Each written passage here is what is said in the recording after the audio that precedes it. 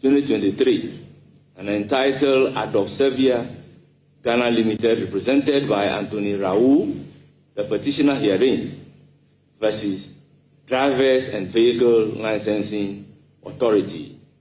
The petitioner had appealed against the said judgment of the High Court, presided over by Justice Akabofo, to the Court of Appeal. And the Court of Appeal, in suit number H1/10/ the Chief Justice on 26 April 2021. We have understand from the committee chair from that ruling that, in fact, there are multiple issues that the petitioner raised in that petition. The first two are about a case he brought before the judge when he served at the High Court somewhere in 2019. The case came to the court in 2017, and then he gave his ruling in 2019. And so from that petition, the things he cited in that petition, for which reason he said he felt abused and that the judge engaged in some judicial misconduct, were actually some quotations the judge did from a letter he tendered in as evidence during the prosecution of that case. As for the details of the case, we do not know, but what we've gleaned on so far, what it means is that the judge referenced words of materials that were tendered in as evidence as part of the prosecution of the case. And that is the reason why the committee believes that those cannot be attributed to him and that it does not find favor in the eyes of the committee. What we also understand is that after that High Court ruling, the petitioner again sent the ruling to the Court of Appeals, where he sought for redress on the matter. The court again ruled on the issue, upholding the initial High Court judgment. And so those are the two cases. It is in this sense that the committee believes that if you look at the provisions of the Constitution, it gives immunity to judges in the conduct of their duties. And so in that case, the judge hasn't done anything wrong to merit his call against his appointment and vetting to the Supreme Court. The other leg is about when he was invited to speak to the petition, he provided other petitions he had filed against a director of finance at the Judicial Service, on which the Chief Justice looked into and cleared that director of any wrongdoing. And so it is in this sense, all of this, the committee has looked at to arrive at the pronouncement that his petition is frivolous, it is vexatious in the words of the chairman, and unmeritorious in the eyes of the law. And so those are the different legs to the petition that private individual Anthony Kwabena Raoul has presented to the committee. MFA. James, that's very detailed. Let's move on to some of the things that he's been addressing. Now, Justice Akabofo fought back the assertion that people only become corrupt when they join the judiciary. What's his argument?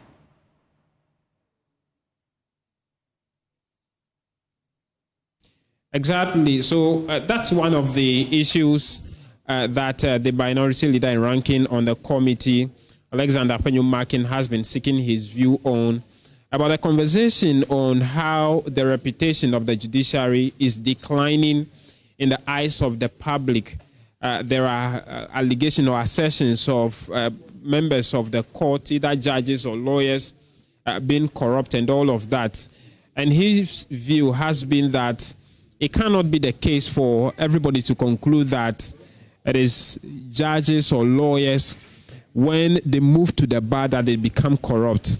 And so it's about time we expand the conversation. He's not rejecting the assertion or accepting it, but he thinks that if that is the case, then there is something fundamentally wrong with our society as a whole. And so we need to raise the conversation about our moral fiber and really look at our society to see what we can fix about the society to address some of these issues. And so it can also be the case that other public workers, don't want to mention anyone in particular to set an example to become an issue. And so, we need to address the moral fabric of our society in order to fix this if we really want to fix it. That was his position on that matter. Occupation of a judge work must be attractive. There are many lawyers who may desire to be judges, but if you join the bench and after 6 months you've not been paid because your name has not gone on the system, within that 6 months of your service, how are you supposed to support yourself? So let's make the job attractive. As we speak, my beloved Bogoso has a court yet to be inaugurated, and I'm sure the people there are yearning to have a judge. But if people are not willing to join the bench because the package is not attractive, speak with those on the lower benches, their situation is not the best. So let's make the job attractive, and I think we'll be able to have the best of the brains to join the bench for the benefit of our nation. Thank you.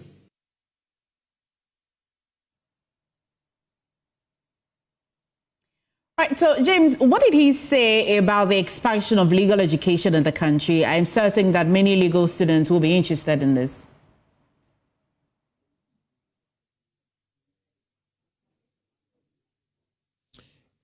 You have also monitored this in the last few days, and that has been the crust of the questioning.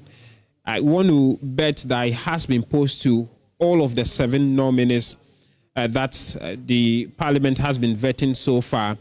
That question, for those who may not know, is coming at the back of current moves by some private individuals.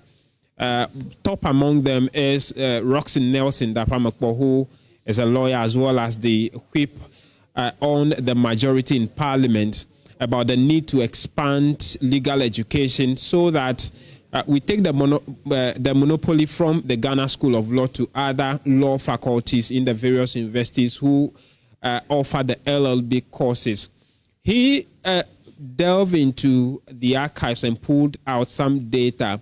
He said from the data he's got from the Judicial Council as well as even the Ghana School of Law itself indicates that as we speak, we have about one lawyer to about 2,000 citizens, as in the lawyer to citizen ratio, with which he believes that there are inadequate lawyers. He said we have practicing lawyers, in the region of about 50,000, he said. And so based on that, he's making the call, he's supporting the move to expand legal education so that we can improve the lawyer to citizen ratio in order to make legal right accessible to individuals who would want to test the court on varied issues. And so he supports the call and the move to expand the legal education in order to bridge that gap that is existing between lawyers and the citizen as a whole. James, I wish I could be a fly in the rooms of all law students who are watching and listening to that. But let's listen to that first and then we'll continue with the conversation. In Ghana, because if you look at our population, then you have about 2,000 people to a lawyer. If I compare it to Ontario, in 2020, the Ontario population is 14-point-something million with over 56,000 lawyers, which will be about 1 to about 7,700. So to that extent, no, there are not many lawyers in Ghana. So I think that something ought to be done. What should be done is for something for discussion. And you asked me what should be done. I mean, at this stage, we know that it's the Ghana School of Law that train lawyers. There has been conversation that the institutions that train the LLBs should be allowed to do the professional. I will hasten to add that we need to be very careful how we do that. Because if many of the LLB schools producing candidates, the question to be asked is, do they have the requisite material and the qualified lecturers to teach there? Because let me say this.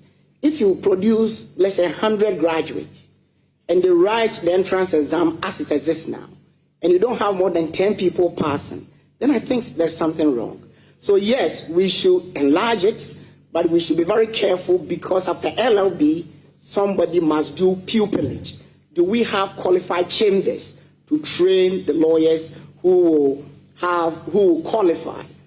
If we have over 8,000 lawyers and there are only about 1,200 registered chambers, there will be a problem. But yes, there's a need to enlarge the number, but it's a conversation that should be had deeply and without any emotions. Well, James, what about the conversation on the regional tribunals? What did he say?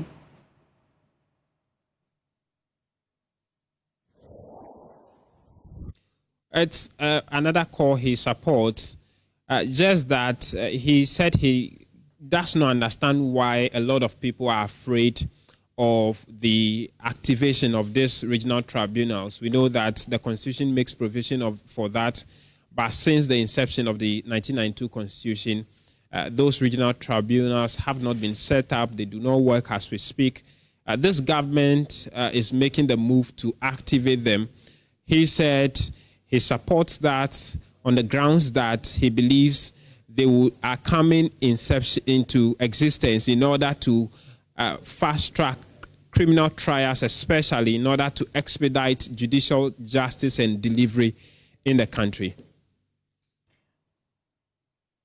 All right, James. So again, finally, before I let you go, Justice Akabuafo also really touched on the need for an independent police commission to review and sanction police misconduct. You want to give us details on that?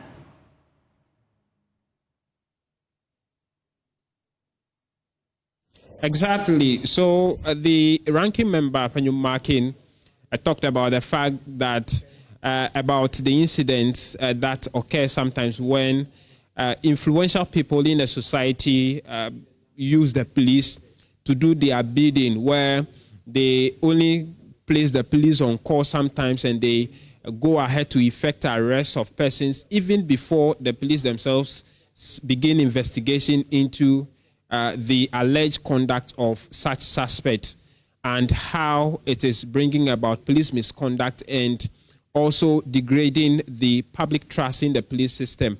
Again, about the fact that the police also, act hasty action even before commencing investigations into matters. They arrest such persons, detain them unduly before they put them before court. That's when he believes that in order to address this, he supports calls that has been coming over the years for an independent police commission who would look into such police misconduct, review them, and provide appropriate sanction to police officers who are caught in such webs to deter others. That's the only way he believes that we can use to cleanse the police system and get rid of officers who allow themselves to be influenced and used for unjust cause, especially by influential people in society, all ending up on the infringement of the rights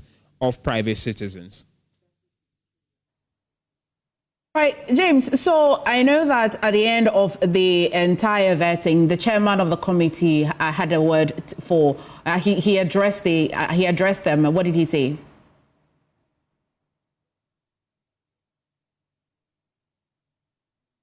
Well, we approached him on the basis of the ruling.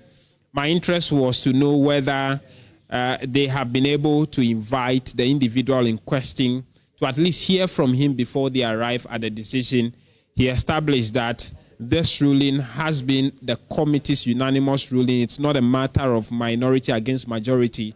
There's two sides of the committee took the decision to rule the petition out based on the fact that has been presented, as we talked about earlier, and that the judge did no wrong in the issues that the private citizen raised. And again, they have invited him. He acknowledged their invites and informed them that he will be providing some more evidence to support his case. That is when he provided evidence about the document about a similar petition he raised against a director of finance at the Judicial Service, which the committee realized that the case was looked into by the Chief Justice, and a conclusion has been reached that the one he alleged to have involved himself in a misconduct didn't do so, and so the Chief Justice clearing the accused person. And so they have heard from him adequately before arriving at this conclusion. So there need not be the notion that they look at only the petition, on the face of the petition, without hearing from him before arriving at a conclusion. Those are the additional details he's been providing, that even there are some words he used in that petition that he vehemently objected to, which need not be put into the petition. And so for which reason they arrive at the conclusion they arrive at today, allowing him to go through the vetting process. As we know, with the vetting coming to a conclusion, the committee will have to take a final decision. If all of these persons are approved, they will send a decision to plenary, Parliament will debate on it, and then when Parliament approve any of them bearing any objection by a member of the committee or even the minority, the 7 would have to go through finally to the Supreme Court. So that's the explanation, or the more information he's been given on what has transpired so far. Together, laid on the floor of Parliament. Copies will be distributed to members, and then we take the motions leading to the adoption of the motion, and then the consequential approval of the judges or disapproval of the judges by the House. Chairman, in your personal view, what do you make of the responses by the nominee? Well, I am not to judge the responses of the nominees, but it is for the entire House to judge the responses of the nominee. Thank you. Thank you. But on the issue of the petition, yes, you've thrown it out. I mean, yeah, there were rumors and all of that. It was one of the vetting that came with high stakes. I perfectly believed that those who were predicting the committee throwing out the petition have some legal knowledge, and any person guided by all those considerations that regulate the conduct of human affairs with a little legal knowledge, looking at the petition and the reference, will come to a conclusion that the petition is frivolous, is vexatious, is unmeritorious, is worthless, it is baseless in law and the facts. So clearly, without even giving a hearing, you will realize that there is absolutely no merit in the petition. Why do I say so? When a procedure is set down for a right to be exercised, you must follow that particular procedure in exercising your right. You took a matter to court in the name of a company and exhibited letters, and the court, in delivering judgment, make reference to your own document that you have exhibited in court. If the document you've exhibited in court includes insults, and the judge quoted the insult, is he emanating from the judge? Can he amount to the judge attacking you? I think your guess is as good as mine. Just for the procedure is clear that if a judge gives judgment and you are dissatisfied with the judgment of the court, you take it up with the Court of Appeal. If you are dissatisfied with the judgment of the Court of Appeal, you go to the Supreme Court. If you are dissatisfied with the judgment of the Supreme Court, then you apply for review. And beyond review, at the apex court, there is nothing that you can do again. In this particular case, the aspect of the judgment that he was aggrieved with, he took it up at the Supreme Court. And the Supreme Court has made pronouncement on it since 2023. Therefore, how can the appointment committee be constituted into a Supreme Court to review the decision taken by the Court of Appeal? How on earth do you expect the appointment committee to use this judgment as a basis of saying that we are not going to vet the committee? Above all, the petition was against the nomination. Appointment committee doesn't nominate. We vet and recommend to the House in our report for approval. So if the petition is against the nomination and we are not the nominating authority, then ipso facto we should even not be looking at this particular petition. But given the background, there is not everybody who knows about the position of the law. We have decided to look at the petition. You see, if you are dissatisfied about the conduct of a lawyer, you refer the conduct to the disciplinary committee of General Legal Counsel. If you are dissatisfied with the conduct of a judge, not disagreeing with the judgment but with the judge's conduct, the Judicial Council is there. So the appointment committee cannot be constituted into a Judicial Council, you understand, to take disciplinary action against the nominee. Finally, the fact that a nominee was promoted by a political party forming government to the Court of Appeal doesn't mean that another political party cannot promote that particular judge on merit to the Supreme Court. So to say that the judge is a political prostitute is rather unfortunate. There are unpalatable languages used by the petitioner that personally I will not countenance. So the petition is out there. You can all look at the petition and see whether there is merit in the petition.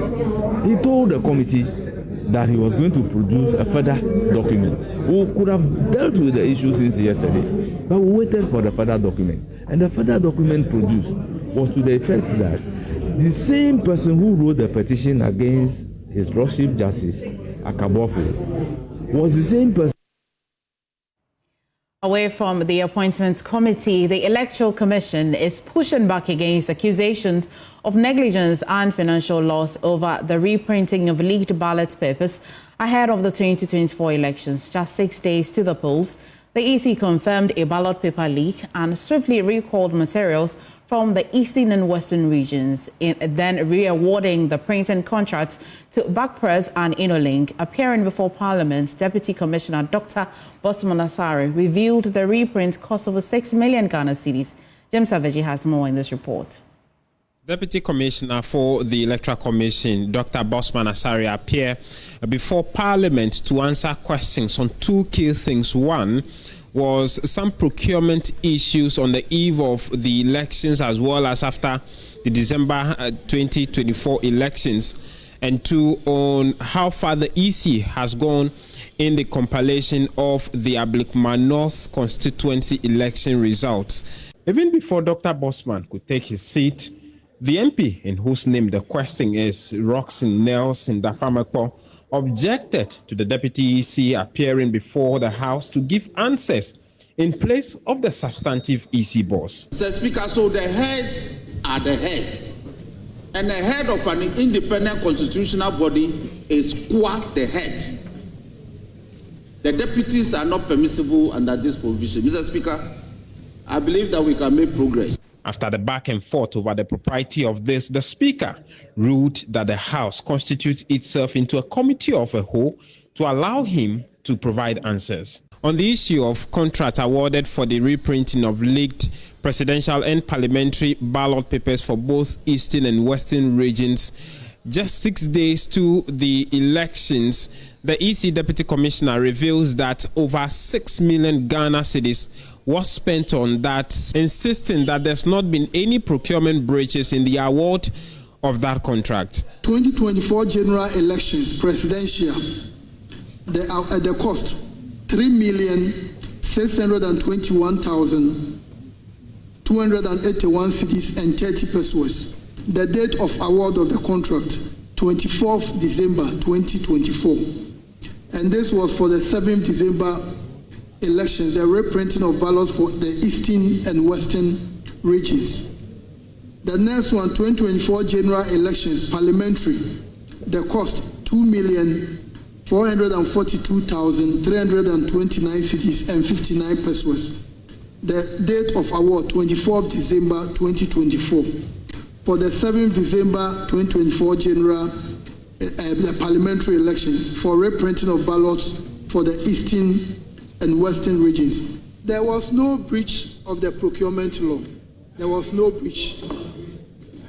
The commission wrote to the CTRC on 2nd December, and the elections were supposed to take place on 7th December.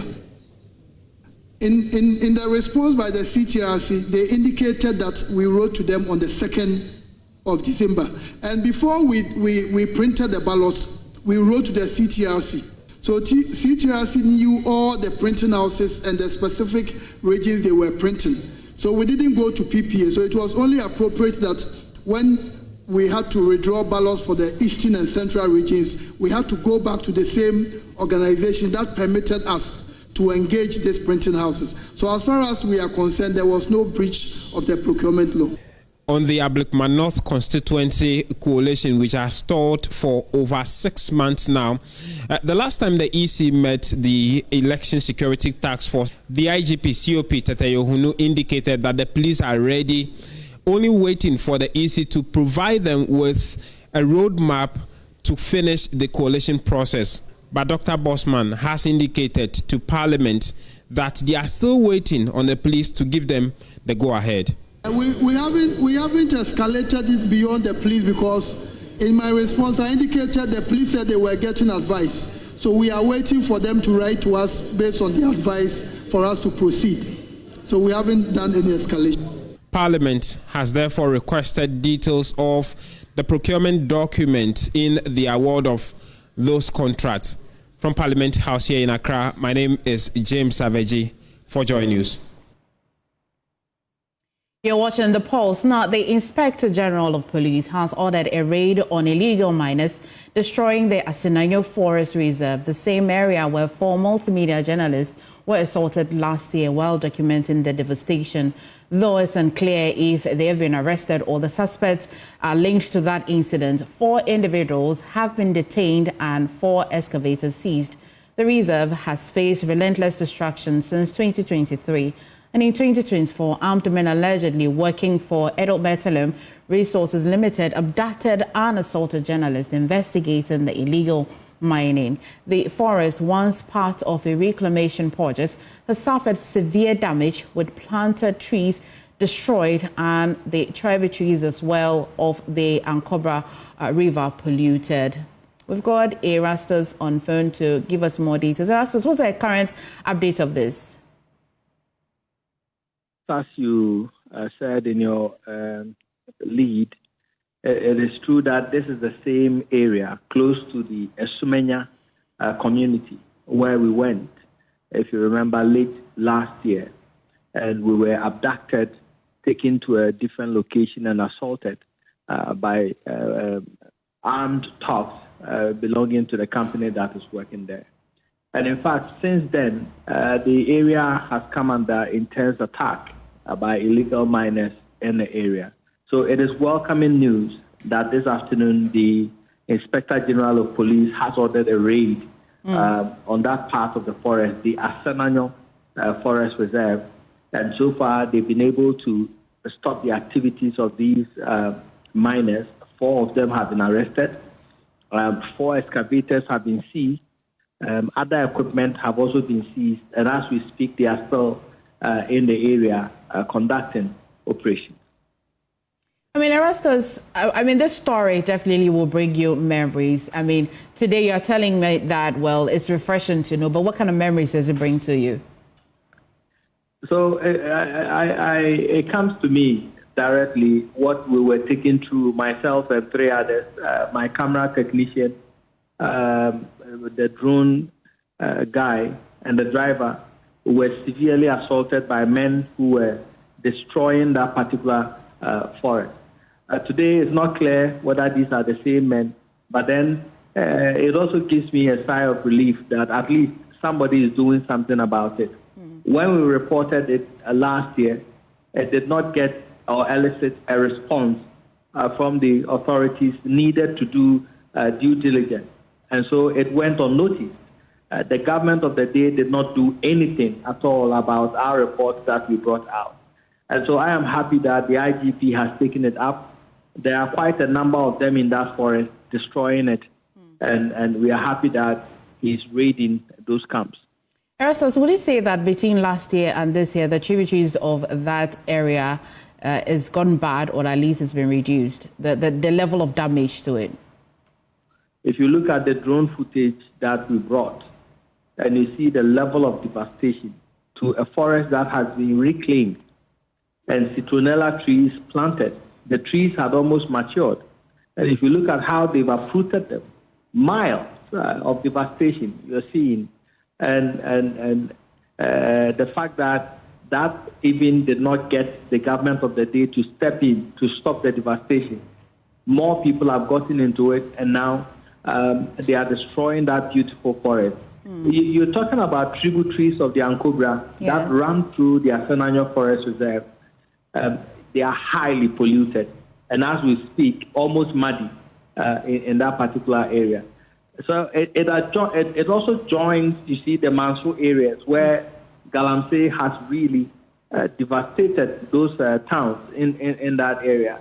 And so if something is not really done, like the IGP has started, it should come up with reclamation efforts to ensure that we save that forest once again. So what we are quite unclear is that these persons who have been detained are part of the people that assaulted you. It's not clear. And from the people who have been arrested, I don't recognize anybody from that time when we were assaulted. So I wouldn't know if these are members of the same group. Thank you so much, Erastus. Now, still on galamsey, governance expert Professor Balfour Agyeman-Duah is calling for urgent introspection in Ghana's fight against illegal mining. He believes the real problem is not foreign nationals, but internal systems that enable collusion.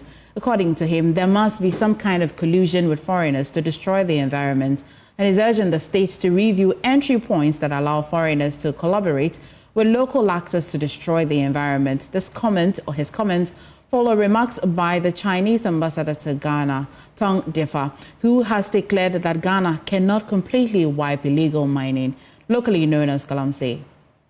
I do not know what's the reason why when people say galamsey, they normally equals that with Chinese.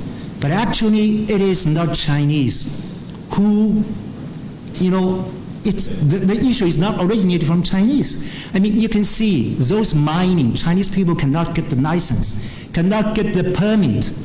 It's the Ghanaian people who draw Chinese people over here, and some of those people who are even caught red-handed, even though they are caught red-handed, they are just some like migrant workers to come here to make a living. I'm not treated well. Because they always say, because I have a social media, when I posted X on my social media, then people say, hey, Ambassador, galamsey. It seems, galamsey is caused by China. So this is unfair to me. Am I correct? This is unfair to me. This is really unfair to me. And unfair to the overwhelming majority of Chinese. They have involved a lot of sectors. You can say, your lot of buildings built by Chinese companies, your roads built by Chinese companies, your port built by Chinese companies. But is any normal Ghanaian people know about this? Or even they know it, they always say galamsey. They always say galamsey. There must be some kind of official collusion with whoever is the contractor to bring in these people. So in that respect, he is right. The problem is us, not the Chinese. That I think we must take seriously. We can now still hear from the governor's expert, Professor Balfour Agyeman-Duah, who is calling for urgent introspection in the fight against illegal mining. There must be some kind of official collusion with whoever is the contractor to bring in these people. So in that respect, he is right. The problem is us, not the Chinese. That I think we must take seriously. So those interested in combating these heinous atrocities against our environment must begin to focus on how we get these people into the country in the first place. Having said that, I think it's unfortunate that before the elections, there was a major push against galamsey, insisting on certain legal changes to fight this menace. And I think my good friend Ken Ashibe had articulated, and now he's at the forefront.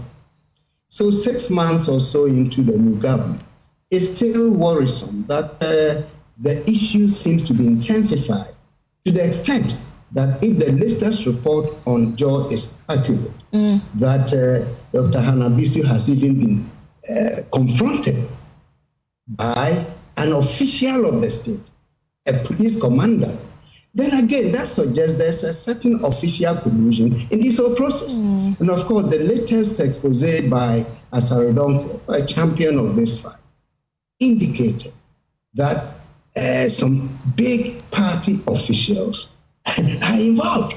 So what is happening? It's sad. And I think, I don't know what the president should do. Look, we know that in many ways, as a country, we benefit from the exploration of gold. And the setting up of the gold board, for me, was perhaps an answer to this problem. But so far, we don't see much coming from that side. I know that they go around and arrest people who are handling gold illegally. They collect the gold. I'm sure they account for it officially somewhere. That's all I know. So I think this fight we need to re-strategize how we combat this fight. And the government must be bold.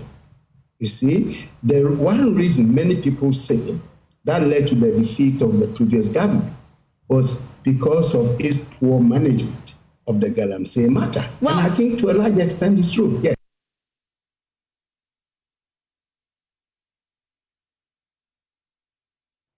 Well, let's engage Dara Boso of Arocha, Ghana. More on this. Dara, thank you for joining us this afternoon. What's your reaction? And so, will the ambassador be right, and will Professor as well be right, that there is some form of collusion at least?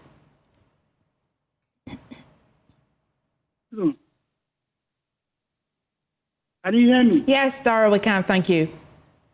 Yes, also. Thank you very much for having me. I have always maintained that we have no right to actually blame anybody for the mess we find ourselves in. And if the Chinese ambassador is saying that they are not being treated fairly when we call them as the people responsible, I agree, because we are the people who are letting people in. We are the people who are letting our law enforcement agencies not to do the work that they are supposed to do. So if it is anybody that is at fault, then it's us. I think it's just easy target for you to go and blame another person for your own goals, when we know we are our own enemies and we are the ones destroying. And like you said, it is not the Chinese who have the opportunity to own concessions. It is Ghanaians who invite and who get the concessions for them to use and all of that. So I think they are right in saying that we shouldn't blame them. We should let our own laws work, because the truth is, everything that they are doing here, we cannot go to their country and do the same because they let their laws work for them. So I think that it's about time we own up to our own problems and deal with it. Thank you so much, Dara. That was quite straight to the point. Yeah, so watching the polls and moving on, Ghana's democracy is failing its people. That's the blunt verdict from former Unilever executive and thought leader Yan Sako, who launched a scathing attack on the country's elite-driven political system during this year's humanities lecture at the Ghana Academy of Arts and Sciences. In an address titled "Iniquities of Inequity in Our Santa Claus Democracy," Sako accused the ruling class of using democracy as cover for exclusion, enriching themselves while the majority remain trapped in poverty. There's more in this report. Mass misery and the Santa Claus democracy. When a system of governance, any system at any level for that matter, degenerates de facto and principally into a high-cost, over-monetized, cyclical, and periodic series of elections, when things begin to resemble what Wole Soyinka famously and felicitously described as a public auction for the highest bidder, when despite protests to the contrary by its protagonists, The perception of politics in the eyes of many ordinary people is that it is a ladder to illegitimate riches for a chosen few. A Santa Claus democracy emerges. Now, yesterday was World Sickle Cell Day. To bring you some update, the executive director of the Ghana Foundation of Sickle Gene Action, Victoria Awochumesi, is calling for the Mahama-led administration to include full coverage of sickle cell treatment under the Mahama Care Initiative. Her appeal comes amid growing advocacy for expanded newborn screening nationwide. She made the call during a free sickle cell screening exercise for over 400 pupils of Akwebu Basic School in Dansoman, held as part of activities marking this year's World Sickle Cell Day.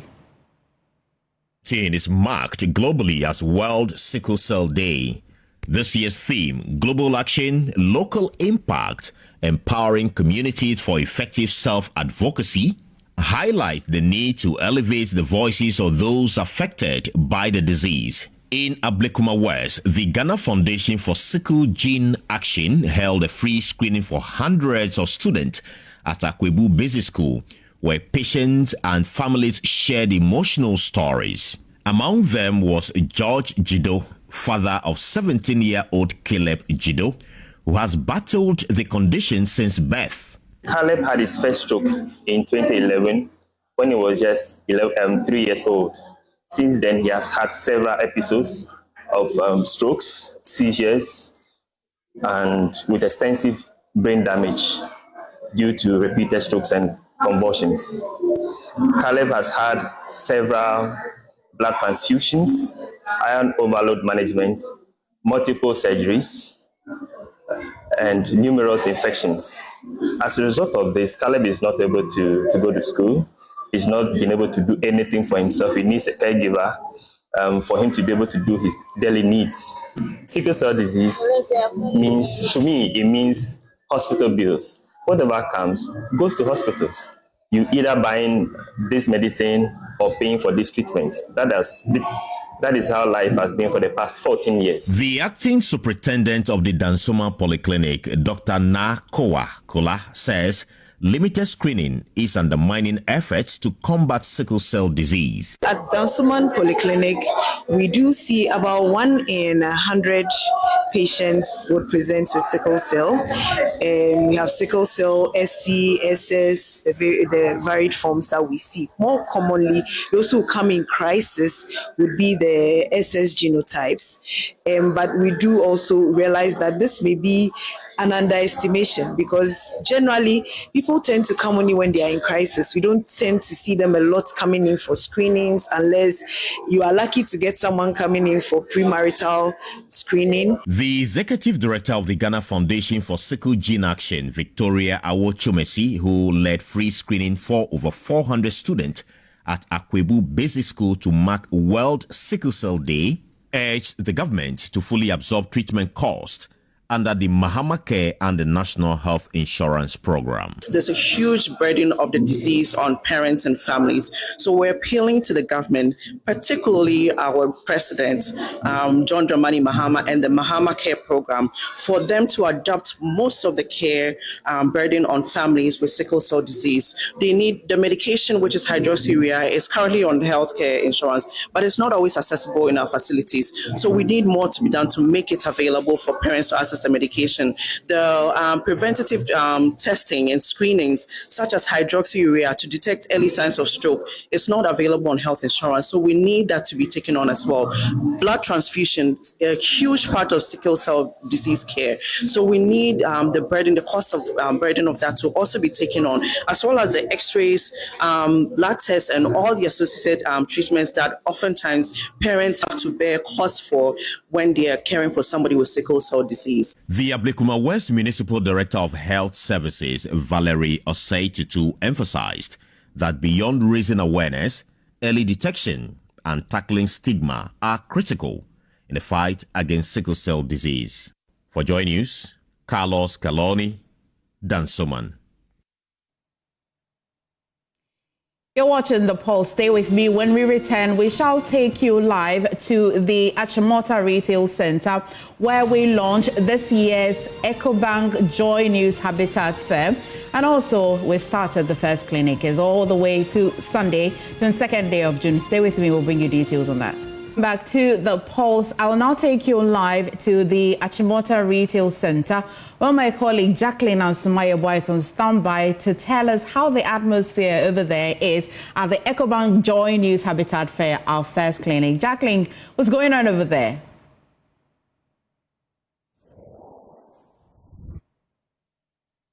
MFA, good afternoon to you and our cherished viewers. I'm currently live at the Achimota Mall, where the first mini clinic of the Joy News EcoBank Habitat Fair is currently happening. And while the atmosphere is an exciting one, we still see people trooping in. It's currently 4 p.m. now, so it's right around the time that people are closing from work and all that. But then to give us more details, I have one of the relationship managers at Multimedia, Bright Cover, to just give us more details on what to expect at this mini clinic. Right, just run us through. Okay, so this weekend we have assembled everybody who is into the Habitat Fair space, who is providing any kind of service, selling any product relating to home ownership. You could be a prospective home owner, or you have a home already. Everything that you need to put your home comfortable is here. Talk about security, talk about home decor, talk about electricity, talk about energy. So we have people who are vending solar systems here. We have security systems all over the place. What we can ask from our viewers is that they should come by and obtain for themselves solutions that can make their home very comfortable. In fact, one of the things that is exciting about this fair this year is that there is financing, consumer financing that EcoBank is offering. And so if you walk in and you have a problem or a need for maybe a television, or you need a appliance, or any form of consumables, you just talk to them. They have solutions for you. There is also on display the EV vehicle, which is also in partnership with EcoBank. So you can just come have a conversation with the EV dealership and take your key and your car home. EcoBank will sort the rest for you later on. I can also talk about the other aspects of the building materials if you want to build on your own. So you have the roofing systems, you have the door and the security systems, you have the sanitary ware systems. Everything that you can think of to make a home hospitable is on a display here. So viewers should walk in here. We are here from today, tomorrow, and then on Sunday, where the fair closes. Let me also add that if you are in Koforidua, please get ready. We are coming to you at Koforidua. We will be in Tema, we will be in Accra Mall, and then in October we'll crown it all at the Accra International Conference Center. Okay, thank you. Right. Thank you very much, Brian. Brian has given us a lot of information that is going to be happening at this year's Habitat Fair. He's given us the locations that we should be expecting this year. But we want to have a fair deal. If you're prospective, homeowner like myself, I'm looking for ways on how to start my own building and all that. But then before that, I'm currently at Elegant Homes and General Constructions, and you're part of the exhibitors this year. Kindly join me here. Now, this I know this is not your first time. This is your more than 8 times. More than 8 times. How was last year for you? So joining Multimedia or EcoBank Habitat Fair has been quite a journey. Last year, we got some sales. We were able to get clients to generate leads, which resulted in sales. So we are hoping for meeting different prospective clients this year.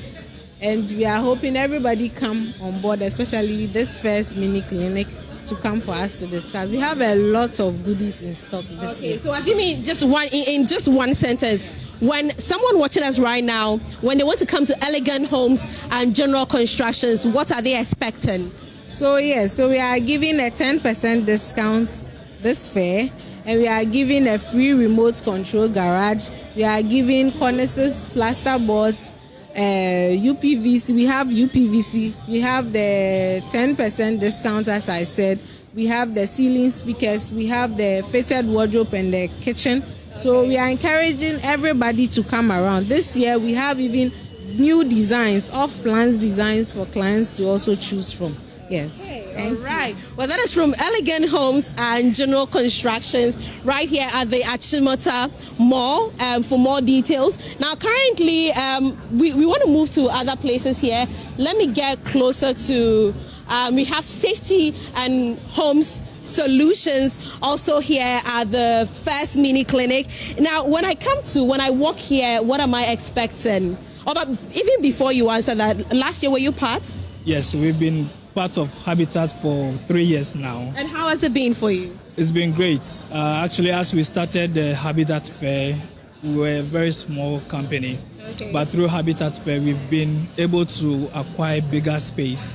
Wow. The growth is good. We've added more designs and also designs of our doors and also expanded our service. We currently we do kitchens, model kitchens, we do closets, and also we do wardrobes. Sure. Yeah, we can design your living room, setup, design, all interior designs, we do it. Okay. So real quick, are these some of the doors that you have? Yes, these are some of our internal doors which we brought on display. Okay. However, we have over 200 doors on display in our showroom on the Spinters Road. So if you come to our showroom, you have variety, which you'll be able to choose the best one which will fit your entrance. Okay, well, you just heard that currently right here at the Chimota Mall, this is the only place where you can get, and is there a discount? Yes, we are giving good discounts right here, and it's only here. Only here, they won't get that discount anyway. That's if you come to our showroom. But anyway, if you are coming to our showroom, you just show a flyer from us or maybe a contact of the person you meet here, and you'll be able to grab your 15% discount on any door that you select. Wow. Well, just as you've heard from him, any door that you want, all you need is just get your contact from me, and then we would definitely, they'll give you that discount. And of course, we also have EcoBank.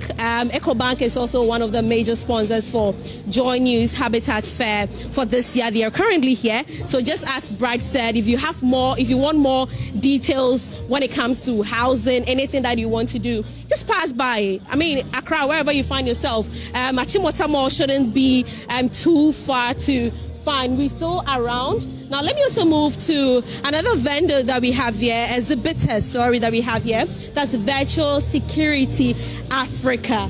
Now, okay. Hi, how are you? Fine, thank you. You're looking good. Thank you, looking good too. I like your African something. Thank you. Now, this year you've been part of Habitat Fair for quite a while now. How has the journey been for you? Okay, so the journey has been successful. This is our 5th year on a row. Our 5th year on a row, like 5 consecutive years. And we've had a lot of sales coming through. We've been able to save a lot of homes with our security products. Yes, so far so good. It's been good. Yeah. All right. So basically, these are the security products that you have. At least I can see the whole CCTV camera. Okay, so we have the CCTV cameras here. This is what you can see on display here. We have myself over there. Yes. This is the doorbell. Okay. This is a video intercom. So unlike the traditional doorbell, once someone has to come and press, you have to come outside of your house to see who was there. This one has a monitor. So I can talk to somebody. If there's somebody standing outside, the person presses on this bell. I can talk to the person inside of my house through this.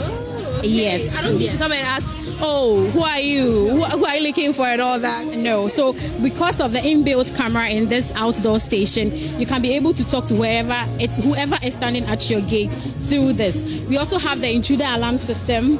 We have the fire alarm systems also here. We have time and attendance access control. And beyond this, we have electric fencing. We have vehicle boom barriers. We have road blockers, turnstiles, anything security you will think of in your home, your office, your school, your church, any space, warehouse, store. Just come to Virtual Security Africa. Yeah. All right. So, MFA, these and many more are the stuff that are happening here. But we have DPS pipes. DPS Pipes is quite a popular name, especially when it comes to Joy News Habitats Fair. Now, DPS, it's great to see you again. How has it been? Last year, how was it for you? Okay, so last year was very great. Yeah. And of course, it has given us some sort of market presence as well. So yes, I can say last year was great, yeah. Okay, real quick, what should patrons coming in this weekend expect? Charlie, first, just don't miss. You should be here. Achimota, right? Achimota Mall. So we have a lot of goodies to give you, especially our discount, up to 15% discount. And please, your piping solutions are here, just at DPS. So just walk into our booth. Let's have a conversation. Let's see how we can fix your plumbing issue. So yes, connecting you to live as well. Okay. Well, just as you heard from DPS Pipe, we'll be with them this weekend. They're all giving 15% discount, so 15% discount, some 10. And I'm pretty sure when you come here, it would be probably more. But then I'm currently with another exhibitor that we have here at the mini clinic for Joy News EcoBank Habitats Fair, Ayuda Hub Limited. Hello, Ayuda Hub. Oh, can I have a seat? Okay, so what should we expect when we come here? I mean, I should have to stand up and speak. No problem. So we operate with a digital platform called the Ayuda app. Okay. So we have designed our stalls to show the service levels when you download the app. So we have Ayuda Premium and we have Ayuda Flex. Oh, okay. Yes. So for the Flex, you need to negotiate the price with the artisan. The prices are not fixed, they are negotiable. Okay, someone would be wondering, I mean, we've seen Ayuda Hub, but what does Ayuda Hub do? So Ayuda Hub is the parent company and owner of the Ayuda app. We are into facilities, so anything concerning facilities, maintenance, we handle that. So if I want something to be done with regarding my building and all that, all I need to do is download the Ayuda app. But then on the Ayuda app, there's a premium and there's a flex. Okay, I hope you are all following. All right, let's go. Okay, so as I said, with a flex, the prices are negotiable. You select the kind of artisan that you want to come and render the service for you. But with a premium, the prices are fixed. And then when you make the request, it's Ayuda that manages everything for you. Okay. So that's the difference between the two. All right, is this your first time being part of the... This is our first time. Okay, now how does it feel? Because this is the 16th edition of the... Yeah, this is the 16th edition. And how does it feel to be part this year? Wow, for what I've seen so far, like I'm really loving it. I'm really loving it. You haven't started, Impo. I started it too, and I'm already loving it. It was just that the rain really spoils everything, but we are still hoping that a lot of people... It's sunny right now. I'm sweating. Yes. It rained for roughly like 30 minutes. It was like some blessings. So we are really expectant. We are hoping that people can come and just find out what the Ayuda app is all about, and then just download the app and then request for services. Okay, all right. So you heard that from Ayuda app. It's still happening right here at the mini clinic at Achimota Mall. All you have to do is just pass by and make inquiries when you have issues regarding maintenance of your building and all that. You just download the app and you will. But before I get here, let me come right here to, we have Super Locks Technologies Limited. They are also part of this year's mini clinic at Chimota. Hello, hi. So when a customer comes here, what should they expect? The best. Yes, we give them detailed presentation of our products. We display just few of our products here. We have kitchens, wardrobes, balustrade, pergolas, garage door, but we cannot bring all here. So when you come, we give more details of what we have, and we direct them to our showroom, which are Jowulu, Adenta, Weja, Tema, and Takwadi and Kumasi. Yeah. All right. Do we have any discount, special discount? Yes, currently we are having 20% discounts on our glazing and kitchens and wardrobes, and also 15% on some of our new collection of security doors.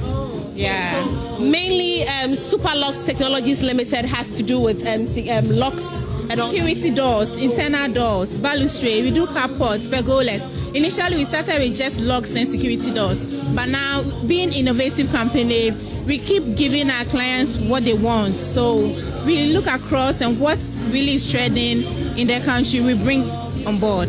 Okay, all right. We get to see you tomorrow and talk to you. You just heard her. I told you someone is giving 20% discount, and you just heard that, right? So there's 10, there's 15, there's 20. I'm hoping to hear the 30% discount. Now, currently, I'm at the Builders Market. Hello. Hi. Okay, so what do we have? I mean, but first of all, is this your first time being part of the... We've been with Multimedia Joy Prime for 5 years now. And how has the journey been? Experience is very splendid, very wonderful. I mean, it's been amazing getting more customers there. It's so nice. So we look forward in partnering with you people for long. I mean, It's a good initiative, trust me. Wow, guys, you've heard it. Now, this year, what do you have in store for your customers coming around? This is just the first mini clinic. Yeah. So this time we came out with the rimless WC. WC, which is rimless. It means they have no rims inside. Yeah, this right, WC. Okay. Yeah, it's rimless. So it means they have no rims inside. Right. So after using, you can just take off this side and control it without any stains being inside. And one funny thing and one good thing about this thing is just take 1.5 liters of water to do the flashing. So after just using it, just 1.5 liters of water. Everything that enters, you just need 1.5 liters? It will go in everything. I don't want to mention it, but everything that enters. Trust me, even a human being enter 1.5 will push the person down. If I hope you are listening. If you have more questions, you need to pass by here tomorrow and Sunday. And you know what? Anybody that comes away will be a special package, a special. I don't want to spell it out, but just come in. I want to know my discount is 30%. So. I can give you 40. Eish. Guys, you heard that. Just I told yourself. Oh, me pay. For yourself. But when they come, there's a nice package for them as well. Okay. And you see, with Builders Market, what we do is we redefine your washroom. So no matter the space of your washroom, we give you something nice that fits your washroom. So anything washroom gets it right. Just come with your budget. And these are we have the single basins and the double basins. These ones are the showers. We have the single, we have the double overhead showers and everything. So everything about washroom, we have the enclosures, everything. We just want to redefine your space. So regardless of your budget, just visit Builders Market and you never regret visiting us. Our showroom is also located at North Kaneshi, close to Mazuba Nelson Sports Complex, and also Ashaman as well. Yeah, sure. Now, I know you said it earlier, but just for emphasis, you said you've been with the Joy News EcoBank Habitat Fair for 5 years now. Do you think it has, boosted your business in any way? Because speaking to most of the vendors around who have taken part in all the previous Habitat Fair, all that they have been saying is that it's been a great, exposure for them when it comes to their business. What do you also have? Yeah, trust me, it has been a good journey. Because we wouldn't have come this time around if we are not soliciting or getting any good something in return. It has been a massive change since we partnered with Joy Prime, and we look forward to partnering with you people. We are going to Koforidua. We are coming. We're going everywhere. We are coming. We are coming. We are coming. So just as you heard from the Builders Market, they are coming with us everywhere. But you watching us right now, all you need to do is just pass by. We just started. It's today. They're not closing now. Roughly by 8 p.m. they should be packing up and leaving. But don't forget that if you don't make it here, you can still make it here hopefully tomorrow. So we're still here. The whole team here, it's exciting. We have Lexus Bill and the whole team here just trying to make everything fun. Now we also have the Drive EV Ghana, and we'll also be speaking to them pretty shortly, but they are being engaged right now. So let's move to other vendors around. There's also Pegasus Realty Ghana. Let's also move closer to engage them. Hello, Pegasus. I want to speak to one of you. Can one of you join me here? Oh. Now you're currently live on Joy News. And now when any customer or anybody watching us right now, when they come to Pegasus Realty, what should they expect? Okay, sorry. So Pegasus, we are marketing the Palladium Residence. It's a project that we are on, and then it comprises of from 1 to 3 bedroom houses, and then we have our townhouses, which comprise also of 3 bedroom and then 4 bedroom houses. And so we are here for you. Any special discounts? Currently, we are not running any special discounts. Yeah. You're going to be giving special services and all that? Yeah, so you just come. We will give you the special services that you need. All right, so that is from Pegasus Realty Ghana. Now we also have Move Now Limited. They are also right here at the first mini clinic happening right now at the Achimota Mall. Now, Move Now. How are you doing? I'm doing fine. How about you? I'm good. Now today we just started. It was launched some hours ago. How are you feeling about this first mini clinic? I'm feeling awesome about this first mini clinic, and today happened to be our first time as Move Now Limited. That's nice. Yes. So do you have any expectations? Yes, we have a lot of expectation to meet more of our target market here, to sell more of our services onto them, and also expect them to return back to us. Yes. Okay. So now, Move Now, what are you into? We are into relocation, home office, and we also provide storage services, short and long term, as well as export parking. Export parking is for individuals like expats who are relocating back into their country. We help park their tents for them, so that's for the export part. We also provide packaging materials. If I'm moving from Canada to Ghana, for now. For now. Okay. All right. Because I wanted to get a bit clarity before someone comes into my DM. Jackie, you asked Move Now. I'm moving. So what should I do? For now, we do the entire country, which is Ghana. And I'm moving from Accra to like Tamale. Okay. Yes, we do that. At a discounted price, right? Yes, please. And for the export package for individuals who are in Ghana and they are moving out of the country. Okay. Yes. So currently, that is what we do. Okay. All right. So we'll be getting interactive with Move Now. So we're still live here at the Achimota Retail Center, where the first mini clinic, the Joint Use EcoBank Habitat Fair, is currently happening. It was launched some hours ago and it's going to run through from today through to tomorrow to Sunday. We've engaged with most of the exhibitors on what we should expect when you come here, if you're a homeowner and all that, what you need to know. There's a lot more in store for you. You watching us right now, you need to, wherever you're finding yourself right now, make it a point to be here this, if not tonight, this weekend, right here at the Achimota Retail Center. Over to you back in the studio, MFA Kosiadeti.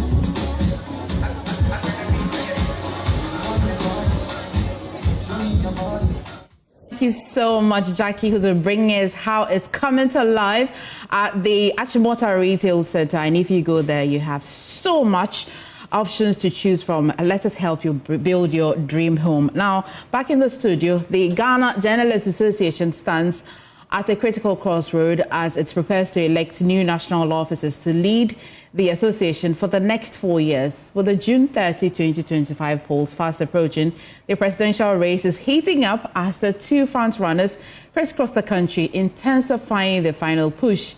But what are the real issues confronting journalists nationwide? Is the membership calling for a reset or clinging to the status quo? This afternoon, I am joined on Zoom by one of the presidential aspirants, Charles Yao Mausi, as we unpack his vision and why he believes he's the right man for the job. But first, let's get to know Charles Yao Mausi first, and I'll be rolling a bit about him on your screen. And so our first candidate we're going to be learning about is Charles Yao Mausi, as I've been telling you, born 27th May 1976, which means that he celebrated his birthday not long ago. Obviously, a Ghanaian, country of permanent residence, Ghana here. It will give us a bit more about him, about his education as well. We'll just bring you that shortly on the screen. Now, for his education, GIJ, Diploma Communication Studies, the year 2001, and Game Pass World, where he pursued Bachelor of Public Administration.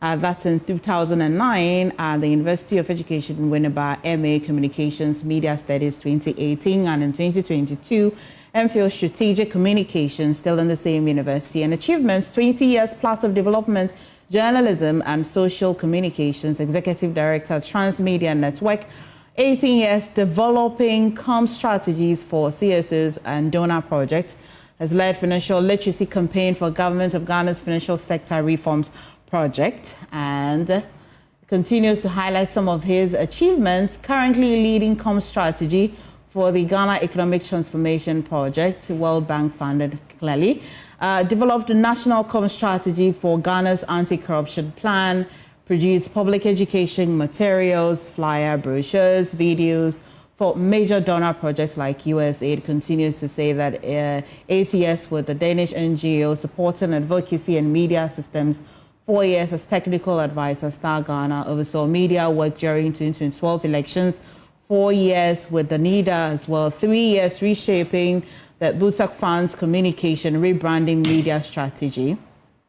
Final leg, which I will just be telling you, trained and mentored dozens of Ghanaian journalists, which I'll be curious about to be asking him who are these journalists.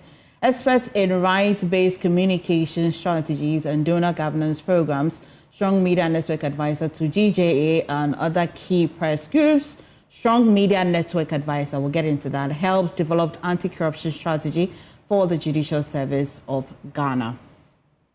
And finally, maybe TV3 Star Ghana Mission Program concepts, some of the things, the key media activities that he's been engaged in, strengthening transparency, accountability, and responsiveness in Ghana, Star Ghana Project, and SNV Netherlands Development Organization Voice for Change Program. At IFC World Bank Warehouse Receipt System, trained over 300 journalists on advocacy reporting and content creation for public awareness. World Bank Greater Accra Metropolitan Assembly project trained more than 60 journalists as well in that. And finally, if you do not recall anything about Malsi, you should remember that Transmedia Network consultant and director. He also was at the Danish NGO IBIS West Africa, Media and Communications Officer between the year 2004 and 2008. IBIS West Africa, a Danish NGO, again, information assistant, worked with the communications and as communications and media officer as well. And a little later in our conversation, we'll have some journalists from across the country joining the conversation to ask their own questions. But thank you for joining us. Which one would you like to be called, Malsi or Charles?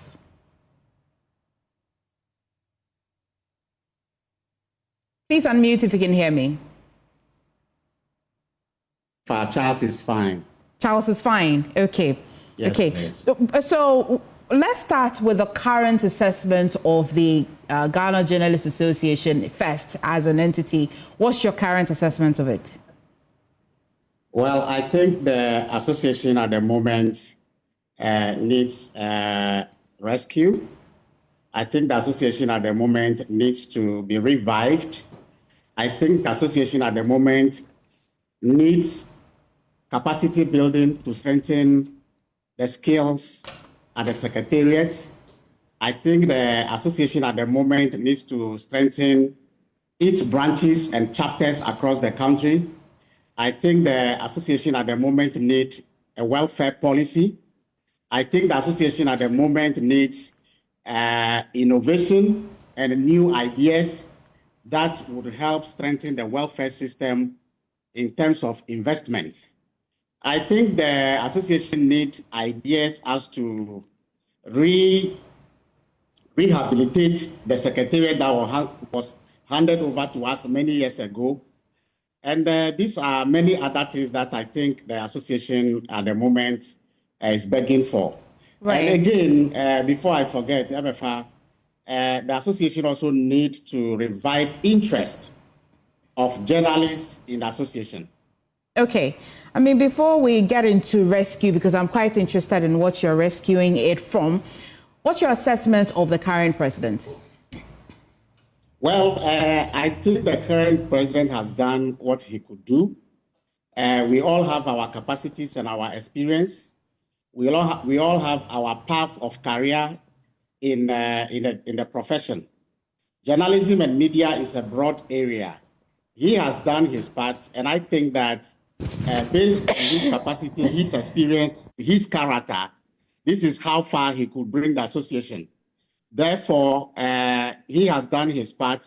It would be good for somebody else with deeper understanding of capacity building, issues of welfare, administrative and managerial skills that will strengthen the workings of GJA, both at the Secretariat and also across the regions. All right, Charles. So would you say that the current president has chalked any success at all? Well, he has done some things, but it's for me, it's kind of like a mixed bag. For example, the African Journalist Convention, that was a very successful assignment he conducted. And of course, that is a visible thing that he has done. But that assignment is also kind of like shrouded with issues of accountability. And it borders on issues of transparency and accountability. Again, I also think that being not able to organize a successful AGM is not good enough. So I think he has done some things, and I think there's more to be done. Let's talk more about the transparency, accountability before we ask the overall question. Maybe I should dare ask, has he failed at all? Has he failed? Well, that is a tricky one. I wouldn't say he has failed, but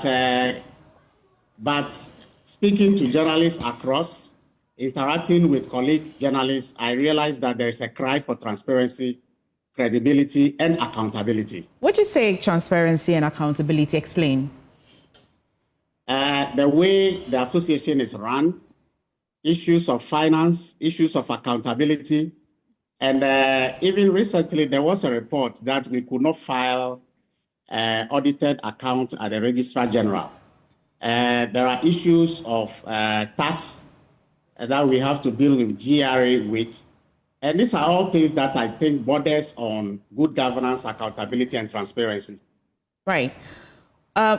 Would you cite at least an example? Because then that is a bit broad. That's quite overall. Transparency, accountability. If you can just lead me or pin me to one particular thing that you can think that, well, no, in your view, not per the report, in your view, you'd say that he hasn't been transparent. Well, I think being not able to organize AGM is one of the things that I think he hasn't done well. Okay. Do you recall the purpose of the GJA and when it was set up? The purpose. Well, the purpose for GJA is to take care of journalists, protect the interests of journalists, and expand the frontiers of press freedom and freedom of speech to encourage that journalists work freely in a non-intimidated manner. So it has to do basically about welfare of our association. Would you say that from the time that it was created, it has achieved that object? Yes, actually, from the time GJA has been created, we saw significant progress in the days where we had leadership that could roar to protect the journalists. We saw leaders of GJA who actively worked hard to bring the association to some level. But what we have seen over the years, when I was a young journalist those days, I don't think I'm seeing that now. And there is a need for us to restore those olden days glory and then improve upon it. Okay. I've read your profile extensively, but let's talk about you and the GJA itself. When did you join the association? I joined GJA in the year 2010. But you know, from GIJ, when you finish school after 1 year, you start paying dues as a member. So I started from the year 2004 as a member, but somewhere along the line, the membership, my regularity with membership was not active. But in 2010, I revived my membership and I started working actively with GJA from the year 2010. Okay. You want to share with me some of the activities that you have been working with them, as you have said, actively? Yes. I'll give you a few examples, MFR, because I've done a lot of work with GJA behind the scenes. You know, if you remember in 2012, there was some media activity in the 2012 elections. I was then the technical advisor for media and communication for Star Ghana. That was my creation. At Star Ghana, we identified the media as a civil society organization, which should also apply for funding for activities during the 2012 elections. But at the end of the deadline, there was no application from any media house. So I have to suggest to my team that we need to invite the media one-on-one, including the GJA and other 11 media organizations, including multimedia. We engaged with staffs from these institutions. I helped develop the concept notes that enable them to receive funding to do the activities. I was the one who worked with all the staff of these institutions behind the scene to implement the various projects that led to peace and stability during the 2012 election. You know, towards the 2012 election, you may recall that that was where we have issues like all die be die if we don't win Afghanistan. This actually triggered the fear for Star Ghana to embark on peace promotion mission, which I was strongly involved developing the concept note for all these organizations, working closely with all of them, including GJA. Now, beyond that, I was involved with Busak Fund as the technical advisor for media and communication. And my role there, I recommended that the project work with the media wing or the media stream of the advocacy. We work with GJA. And Busak Fund 1 and 2, I was involved in the design and implementation of that assignment. Okay. So beyond that, however, can I go on or you want to ask a question? Maybe proceed and land, and why I almost interjected, which I'm actually doing now, will be that okay, let me quickly maybe wrap on that. Okay. In 2016, what we did for all the media organizations, GJA wanted to do a similar thing in 2016 elections.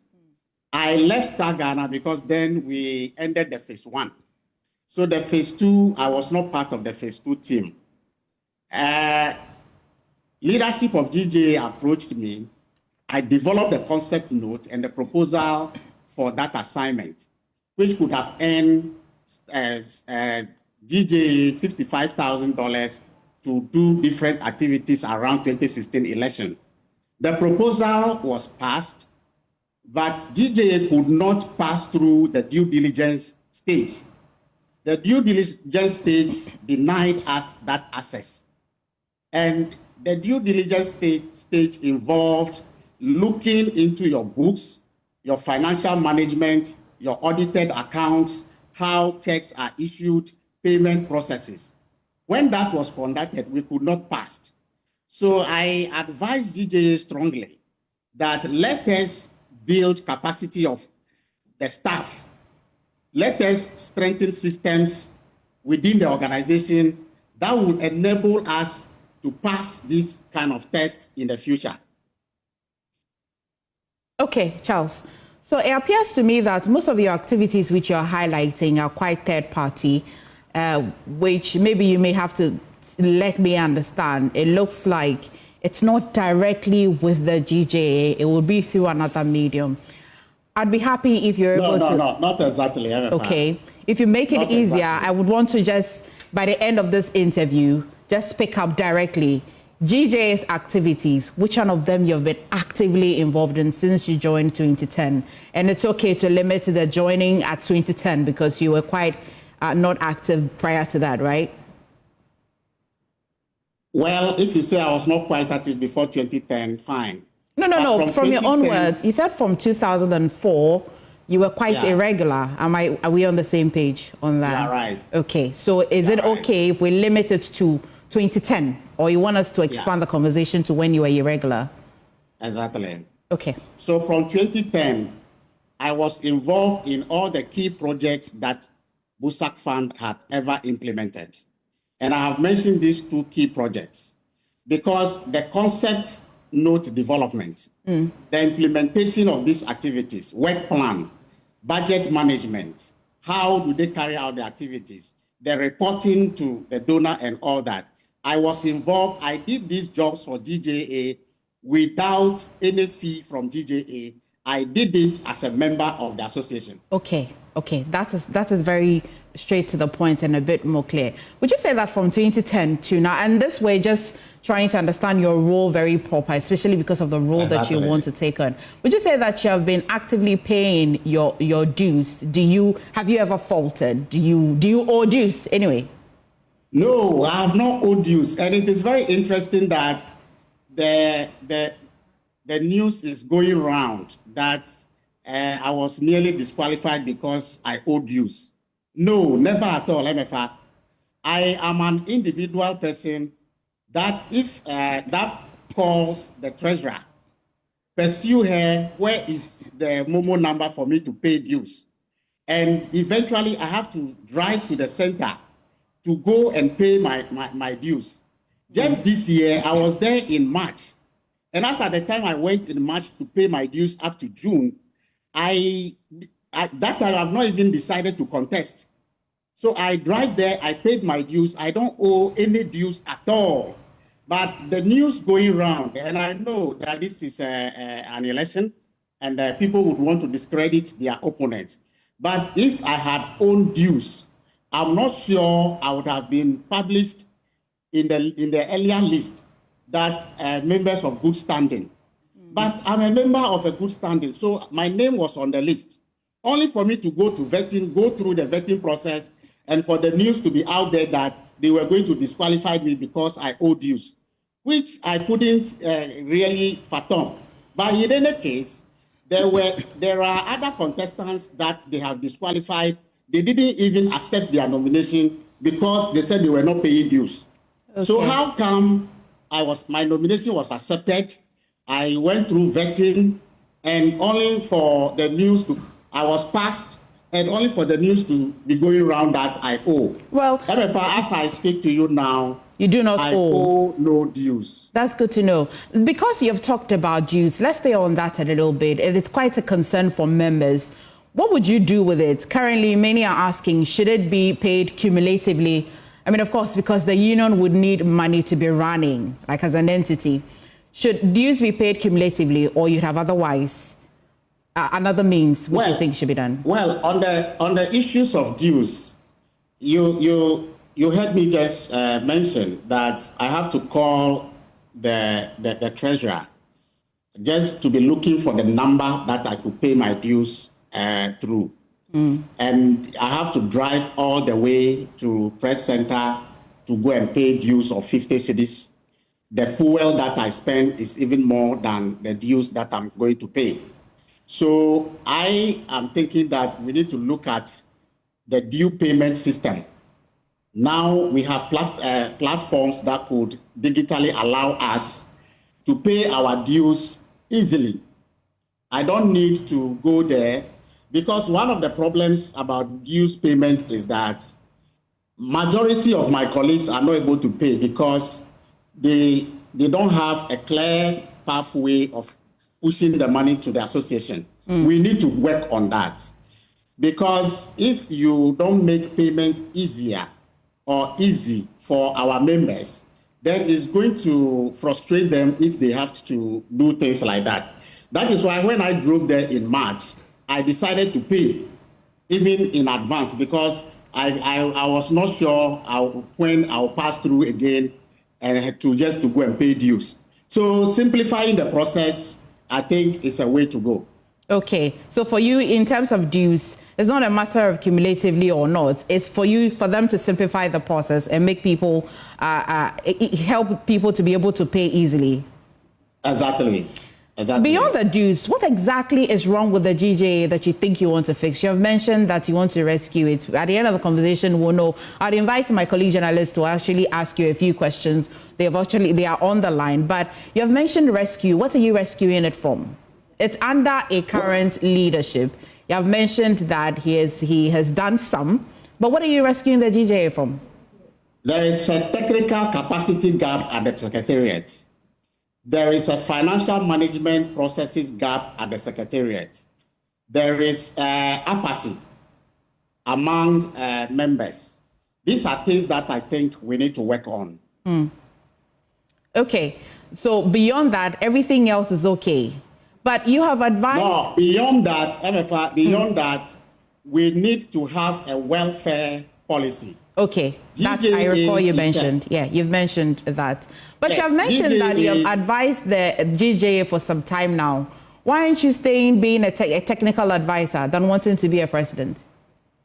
Well, where we have gotten to now, there are so many issues that I think my technical expertise, clothed in the capacity as a leader of the association, that is where we can get things done.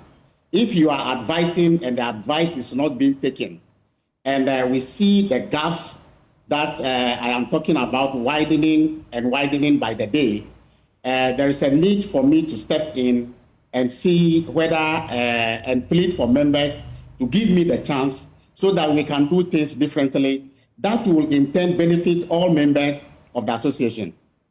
Right, Charles, stay with me because joining me now via Zoom are my colleagues from the Volta region, McLean Kwame Noji and Anas Sabit, as well from the Bono East, Frederick Entry as well, both from the Bono East, joining me to ask you a few questions, which I'll also be joined by my colleague from Eastern region, Neil Ni Kanaku as well. So thank you, gentlemen. You all have the opportunity to ask Charles one question. Let me go to the Volta region. Yes, I'm biased. McLean, go on with your question. Yeah. All right. Quite an impressive profile from of our leader or our aspiring president, Mr. Charles Mausi. I know some work has been done regarding the safety and security of members. What would he be doing differently this time to improve on that? Okay, MFR, should I answer? Please. Well, let's take, if you can just take the questions, you can note them down. I'll take note as well. Security of journalists. I'd go to Anas Sabit. Anas, if you can ask him your question. Thank you so much, MFR. And once again, let me thank Mausi for, letting us know what he is up to so far as the leadership of our association is concerned. My question is on the welfare of journalists across the country. We know most of our colleagues across board are not well paid, and we have issues in some areas with regards to even journalists not registered with SNIT and what have you. What journalists receive in the country is so nothing to write home about, and it is one of the reasons why you find journalists struggling, and the most experienced ones most of the times bow out when they get a better paying job, and that is actually affecting journalism in Ghana as a whole. So when you get in, what measures are you going to put in place to ensure that journalists are well taken care of by their employers, and to change the status quo, the narration in as to how we are currently treated across board? Right, and thank you. We'll still stay in the Bono East and invite Frederick Entry to ask his question. Thank you, MFR. My question is, I want to know what Mr. Mausi is going to do to our retirees, old journalists that has retired and are suffering from various diseases and other incapacitation. What is he going to do to help them out from such a situation? Very good question, Frederick. Charles, you may want to attempt to answer these questions. Thank you, MFR. First of all, let me start with the first question first. Safety and security. At the moment, we have a team of lawyers, including MFR, your old Samson, who has been fighting on issues of attack, legal issues for the association on free basis. They are not paid. We need to commend them. But beyond this team of lawyers, I think we need to review the work that Samson and Co have been doing, what is working well for the association as far as their work is concerned, where are the gaps, what do we need to do? on top of my head before even the review, I foresee that there's a need for us to expand that and turn it into a committee that has to be working regularly with a desk officer. And this desk officer would follow up on each case day by day and report to us, whereby we have to follow up with action. Because what is currently happening is that the issues on the attack, when it happens, we report it, we talk about it 3 days, 4 days, then we leave it there. When the World Press Freedom Day is getting closer, we have a press conference to talk about it. If we are told that the docket is at Attorney General's office, we leave it there. We come back, we report it, we leave it there. No, we need a proactive and consistent system, a mechanism that will follow up on each of these cases, because if we don't follow up to pursue the prosecution to its logical conclusion, other people will be motivated to continue the attack on us. Secondly, the people who are perpetrating these attacks on us fall largely within two categories of stakeholders. We have the security agencies attacking us. Then we also have political party activists attacking us, these two groups of people. Once we have identified them, we need to engage them by explaining to them the essence of our profession. Because if we are conducting an investigation into, for example, a road fund, and a party activist is not happy that we are doing a story around road fund, they are likely to be incited by their masters to attack us. Okay. But if we engage and they understand the implication and the meaning of our work and its impact on their livelihoods, I'm sure they will think twice before doing that. Charles, unfortunately, you have less than 2 minutes to answer the other two questions. Thank you. Then on remuneration, we need to also engage media owners to understand that if you set up a media house, the media house is to make money for you. And if we help them to understand how the media political economy operates, your content is what drives traffic to your platform. If the content creators are demoralized and you are not paying them, you are siphoning money from your own business. This understanding has to be created through engagement with media owners to understand that a well-motivated, a well-paid journalist will be able to give a better content that will attract traffic to your station or to your platform. So one, that has to be done through engagement with media managers, media owners, to understand our role within the ecosystem. Okay. Then secondly, are we still on the security? Are you still on the security of journalists if you'd move to the welfare and retirees? Yes, I'm done with the security of journalists. Okay. So I'm now on the remuneration. Please make the two brief. Okay. So the remuneration engagement with media owners to understand our role and how it affects traffic and its implication for adverts. That is a whole engagement we need to do. Then secondly, GJA has actually unionized, but that agenda is not completed. We need to go ahead and get the bargaining certificate, which will give us the legal backing to kind of like advocate and argue for better remuneration for our members, our retirees. MFA, for lack of time, we need to strengthen the regions to work. Those retirees that could work can man our regions and be active. We need to have projects that the retirees can play critical roles together with our practicing members. We need our welfare policy to spell out what we have to do for our retirees. So all these things will be in the welfare as to how we intend to take care of our retirees. So at this point, for lack of time, I would want to pause here. If you have any other questions, we pick it from the MFR. All right, Charles, but for time, you would have 30 seconds to tell us some messages to convince people to choose you. And while you're at it, do you have a copy of the GJA Constitution? Yes, I do. But for sadly, it's hard to find, not even on the website. You want to take a look at that. Lucky you have it. But please give us your closing, shall I say, address? Well, colleague journalists, this election should not be treated as business as usual. This election, I'm offering myself with turnaround strategies and plans that will help all of us as journalists. It is about our welfare. It is about our capacity building. It is about our protection through effective mechanisms. It is about enhancing the press center. It is about ideas and Charles. Opportunities that we can all work together to improve our livelihoods. Thank you so much. So kindly vote for Charles Mausi.